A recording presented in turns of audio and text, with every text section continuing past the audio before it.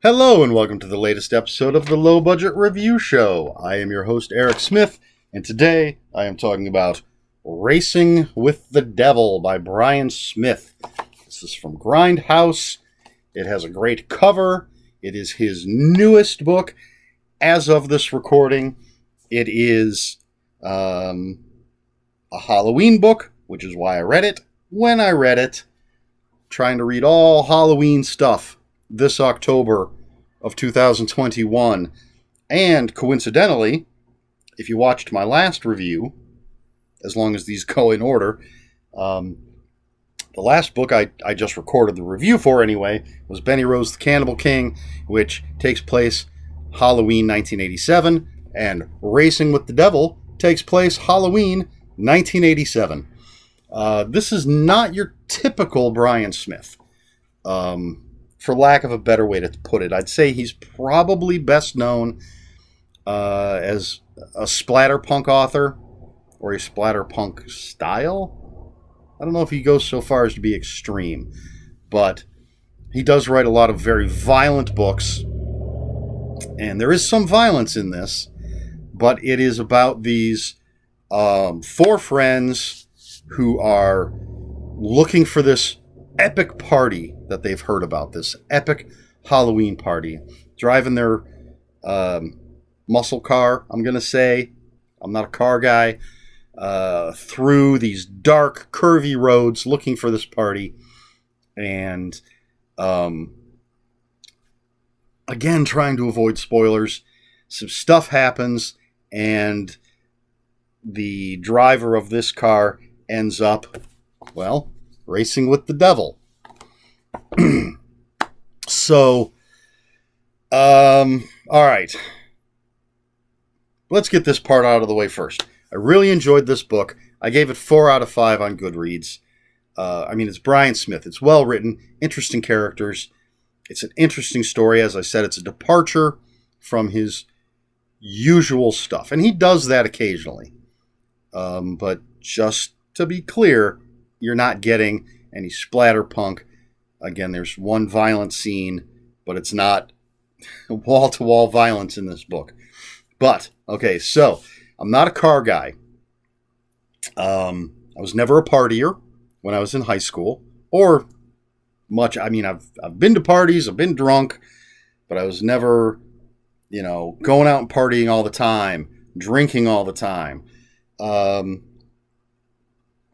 I was never a true metalhead, and music is a big part of this as well.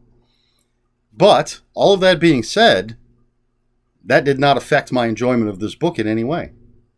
And that's, I think, a testament to Bryan Smith's writing, despite the fact that there is car talk and a lot of heavy metal talk, and a lot of party talk and drinking, a lot of drinking going on. Things that weren't part of my younger days. I still really dug this book because it's so well written. The characters are interesting, and the things that happen kept my attention.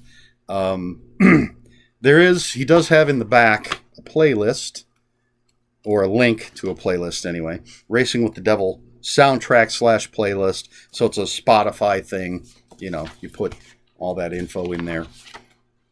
I'm assuming it's going to have Guns N' Roses, because Appetite for Destruction, their first big album, first studio album,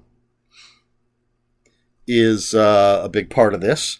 I was a huge fan of that album. I was the first of my group to have that album. That's why I said I wasn't a true metalhead, because some of the bands he talks about I didn't listen to. Some of them I did, but again, Appetite for Destruction, Guns N' Roses, I absolutely love that album. One of the greatest albums I've ever owned. So there's music, Blue Oyster Cult. I want to say Motorhead. He does disparage a couple bands that, while I'm not a fan of, I can well, tolerate, I guess is the best way to put, like, if their songs come on the radio, I'm not going to automatically shut it off. But they're not on my Spotify playlist. Well, technically, actually, one song by one of them is. If you want to know what that is, ask me in the comments below. But anyway, so, yeah, we've got these four guys on this dark road. Stuff happens. There's a metaphysical element to the story. I think is probably the best way to put it. So, yeah, weird happenings, which is cool. I like some of the elements that went into this that I really can't talk about without giving things away. And a great cover. You know, it seems very plain. You got the car, you got the flames, but if you look a little closer, there's figures, there's skeletons and stuff in the flames. Yeah, so again, don't know what else to say about it because I don't want to give it away. It's just a tiny book. I read it in a day. Part of my October 2021 Halloween reading. Just concentrating on books that take place on or around Halloween. 2 in a row. They were Halloween 1987. So there you go. I gave it 4 out of 5. Really enjoyed it. I mean, I'm a huge Bryan Smith fan. But this was really good. And a nice change. I say a nice change, like I'm tired of the other stuff he writes, but that's not true at all. Although actually the last one that I read just recently, the Unseen, wasn't really splatterpunk either. That was a little slightly different for him. I like to see that. I like to see him doing different things, stretching his wings. So, yeah, I guess that's it. 4 out of 5. Racing with the Devil, Bryan Smith. Great book. Read it. Enjoy it. Question for this video. Actually, we're going to get away from books as far as questions go. What are your musical tastes? Mine are hugely eclectic. I have a Spotify work list. Listen to at work. And it has everything from Guns N' Roses to Bobby Darin, Weird Al Yankovic, the Dave Clark 5, but the most on there is Alice Cooper. I'm a huge Alice Cooper fan. Used to own every single Alice Cooper album on vinyl up to Constrictor. Well, the vinyl up to whatever came before Constrictor. Then I started getting cassettes and CDs, but before that, everything on vinyl. Billy Joel, again, always a favorite. When I had a paper route, all I listened to was Alice Cooper and Billy Joel, because those were basically the cassettes I had that I could play in my cassette player. Bare Naked Ladies and excuse me, Bowling for Soup. I'm just trying to think of all the different stuff that's on my playlist. Rage Against the Machine and 9 Inch Nails. I've got Ray Stevens on there. So the Refreshments, Cowboy Mouth, 2 of my favorite bands. So I have huge eclectic tastes. If I had to nail down a favorite, I'd go Alice Cooper. Absolutely love Alice Cooper. And then probably the Refreshments / Roger Clyne and the Peacemakers, because he made 2 albums with the Refreshments. Then he had Roger Clyne and the Peacemakers, but it's essentially the same.